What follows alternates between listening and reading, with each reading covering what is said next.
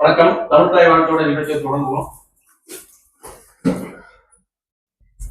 நீராறும் கடலுடுத்த நிலமடங்கு கெழிலொழுகும் சீராறும் வதனமென திகழ் பரத கண்டமிதில் தெக்கணமும் அதிசிறந்த திராவிடனல் திருநாடும் தக்க சிறு பிறை நுதலும் தரித்தனரும் திலகமுமே அத்திலக வாசனை போல் அனைத்துலகும் இன்பமுற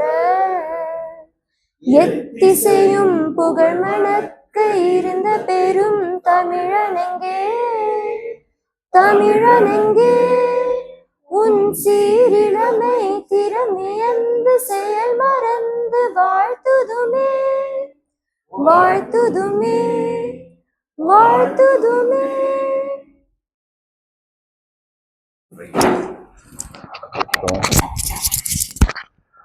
நண்பர்கள் அனைவருக்கும் முகமன்களும் வாழ்த்துக்களும். மீண்டும் இந்த ஒரு கூட்டம் ஏற்பாடு செய்யப்பட்டதற்கு முழுவதற்கு காரணமாக இருந்த சாந்திக்கு நன்றி. இந்த முறை ஒருங்கிணைப்பாளராக அவர் இந்த செயல்படுத்தியிருக்கிறாரு.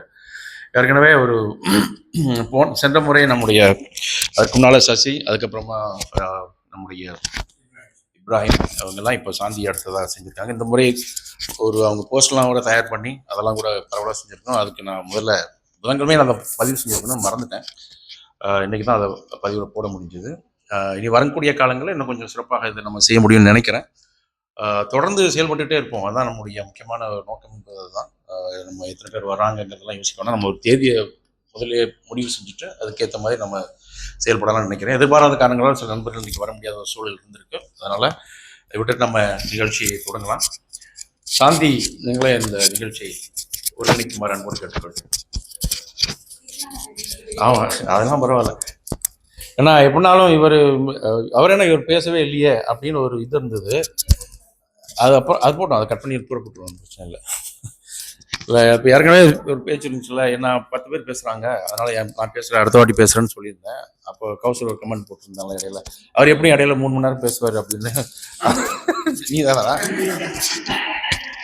அதான் நான் பார்த்தேன், அவ்வளோ தைரியம் வேறு யாருக்கு இருக்கு? சரி, ரைட், ஓகே. அதனால் அந்த பழிக்கு ஆளாக இருக்கக்கூடாதுங்கிறதுனால சாந்தி நீங்கள் இந்த ஒருங்கிணைப்பு செய்யும்போது அன்போடு கேட்டுக் கொடுக்குறேன்.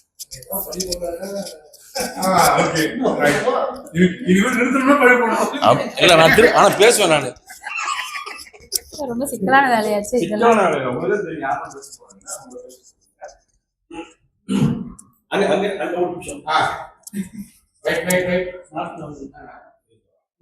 ரவுண்ட் போட்டுடலாமா இங்க?